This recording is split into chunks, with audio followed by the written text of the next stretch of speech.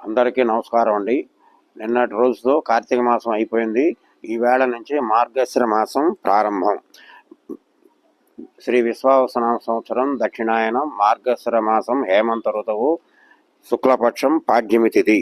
ఈరోజు మధ్యాహ్నం 12:50 వరకు అనురాధ వరకు పాడ్యమి ఉన్నది. తర్వాత అనురాధ నక్షత్రం మధ్యాహ్నం 1:04 దుర్ముహూర్తం ఉదయం 8:26 నుంచి 9:14 వరకు. మధ్యాహ్నం 12:10 లగాయితు 12:58 వరకు.